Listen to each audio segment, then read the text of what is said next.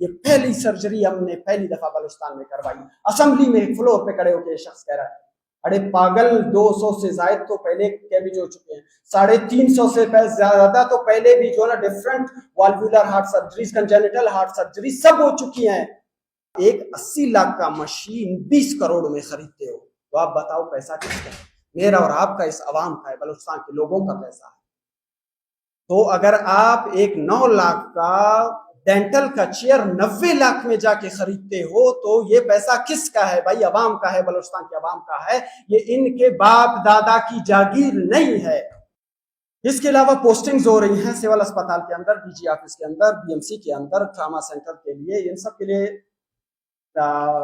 1 से 16 ग्रेड के जो ना पोस्ट है। तो खुदा रा यकीन जानो, एक मार्केट लगी हुई है, एक मंडी बनी हुई है। रेट सुन लो, 1, 2, 3 के जो ग्रेड के हैं उसका 6 लाख रेट है, 4 ग्रेड का 8 लाख रेट है, 5 से 6 का 9 लाख रेट है, 9 का 15 लाख रेट है, और 14 का एंड अबव का 18 लाख रेट है, माशा।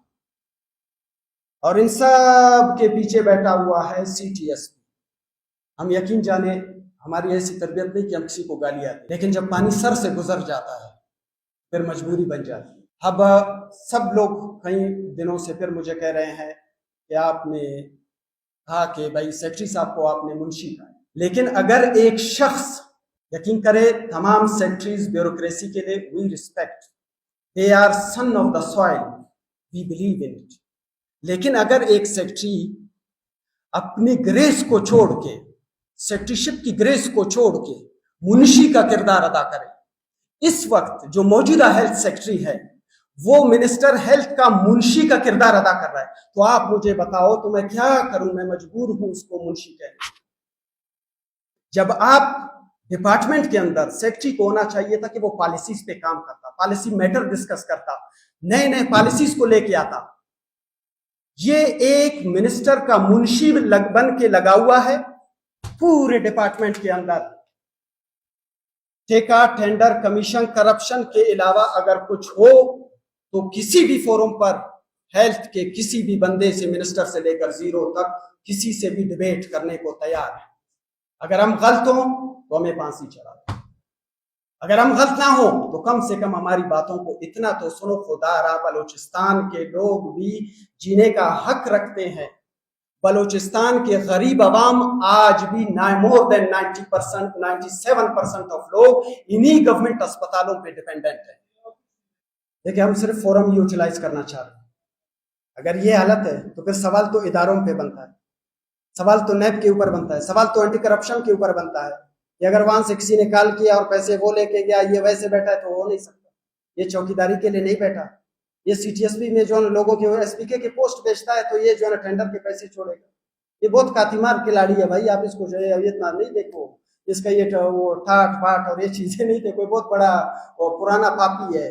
तो लिहाजा इंशाल्लाह हम वो फोरम सिर्फ यूटिलाइज करना चाह रहे हैं। अगर नहीं होती है अवामी रेजिस्टेंस, मेडिसिन अवेलेबल होगी उसको पहुंचाना, फॉर एग्जांपल किसी को भी नहीं, अगर अवेलेबल होगी, मैं आपको कह रहा हूँ अवेलेबल नहीं है, ये बात दिखा रहा हूँ, मैं कह रहा हूँ अवेलेबल ही नहीं है। मैं तो यही रो रहा हूँ कि अवाम के लिए कुछ नहीं है, सिर्फ करप्शन है। दवाई का जो महंगे खरीदे गए वो भी तो अवाम का पैसा गया। पहले अगर एक दवाई से 10 बंदों का इलाज होता था एक रेट के अंदर, अब उसी से 2 बंदों का इलाज हो तो 8 बंदों का तो दवाई तो जाया हो गया, वो तो करप्शन की नजर हो गया। हम तो यही रो रहे हैं कि दवाई है नहीं, ये झूठ का पलंदा है। जो दवाई है वो 3 महीने नहीं चलने वाली। ये अभी हमारे डॉक्टर साहब ने पहले आपको बता दी, ठीक है। हम तो कहते हैं, देखो ये लोग कहते हैं डॉक्टर गैर हाजिर है, ठीक है। ये मैं आपको सिविल अस्पताल का डाटा अगर आपकी इजाजत तो थोड़ा सा बता दूं। पिछले 6 महीने में कोई 7 लाख के करीब ओपीडी हुई है। पेशेंट्स को ओपीडी में पेशेंट को कौन चेक करता है? डॉक्टर करता है या वक्त करता है? डॉक्टर करता है या सेक्रेटरी करता है? डॉक्टर करता है या डीजी आके करता है? तो इनमें तीनों में से कोई नहीं था। तो ये 7 लाख की ओपीडी किसने की? 7000 तक पेशेंट्स एडमिट हुए। ये एडमिट पेशेंट्स को वार्ड में देखता कौन है? हाउस ऑफिसर देखता है, पीजी देखता है, कंसल्टेंट सुबह के राउंड करता है। तो ये लोग नहीं है, ये 7000 पेशेंट्स को कौन डील कर रहा है? कोई 3000 तक मेजर सर्जरीज हुई। ये सर्जरीज किसने की है? आया कोई नाई ने आके की है, या फिर ये बख्त मोहम्मद काकड़ के जो लुंडे लफंगे उसके साथ है वो उन्होंने की है, या ये सेक्रेटरी साहब ने या इनके गुमाश्तों ने आके की है? तो ये सारे डॉक्टर्स ने किया है। कोई 6000 तक माइनर सर्जरीज हुई है, तो वो सर्जरीज किसने की है? डॉक्टर्स ने कर रहे हैं। जो बाकी सारी चीजें हैं जो है उसके सीटी स्कैन है, एक्सरेज है, डायलिसिस है, ईसीजी है, एको, गन शॉट कितने है, ट्रामा के कितने हैं, शॉक्स, वो इलेक्ट्रिक बर्न और शॉक के कितने, ब्लास्ट के कितने, ये सारे पेशेंट्स को ट्रीट किसने किया? डॉक्टर्स बिल्कुल ड्यूटी कर रहे हैं, छंद स्पेसिफाइड लोग नहीं, उनके नाम वक्त आने पे बताएंगे। आप कहने का फिर इसी तरह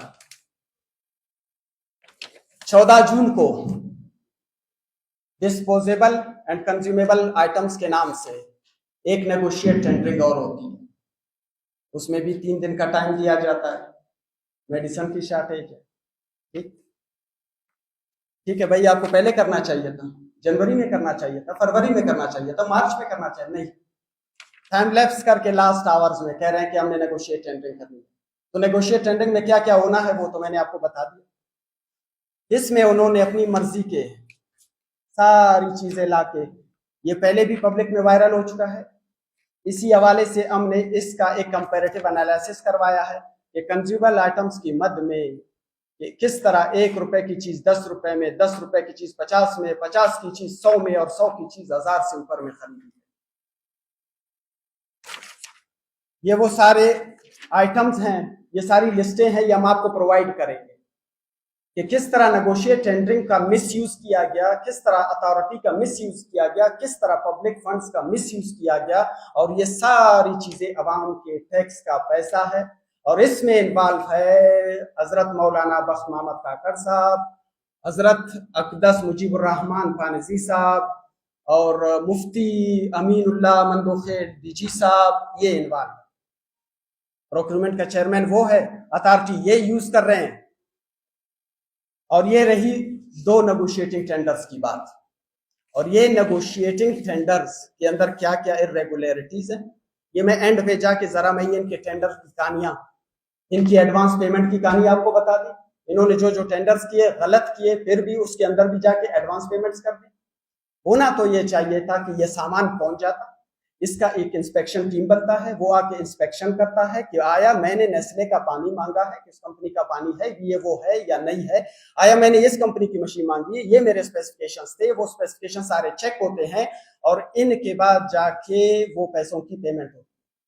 यारों ने क्या किया, पेमेंट पहले कर दिया, एडवांस पेमेंट जून आ रहा है उससे पहले, भाई कोई मसला नहीं, तो जून आ रहा था पैसे फ्रीज कर लेते, इसमें कौन सा बड़ा मसला है। लेकिन नहीं, इनको खतरा था ऐसा ना हो कि इनकी मिस्ट्री चली जाए, डीजी साहब को खतरा था उनका पोस्ट में चला जाए, सेक्रेटरी साहब को खतरा था कि मैं यहां से ट्रांसफर ना हो जाऊं, तो इस उजलत में इन्होंने एडवांस में पेमेंट्स कर दी, और advance payment is a crime, और इस क्राइम के अंदर माजी में भी लोग जेलों में जा चुके। उसके बाद सबसे बड़ा वबाल कहां पे आ जाता है,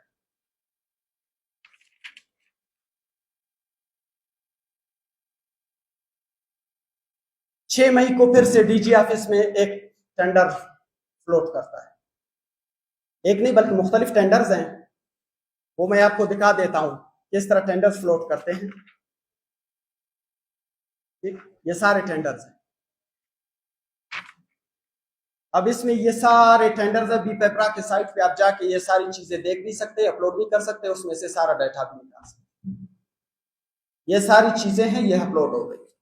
अब जैसे ये टेंडर जिस दिन आता है अखबार में, 6 तारीख को उन्होंने अपलोड कर दिया, 7 तारीख को ये आता है एक्सप्रेस न्यूज़पेपर के अंदर। उसके बाद ट्रांसपेरेंसी इंटरनेशनल क्या करता है, ट्रांसपेरेंसी इंटरनेशनल दुनिया में एक इदारा है जो पूरी दुनिया में करप्शन के खिलाफ काम करता है।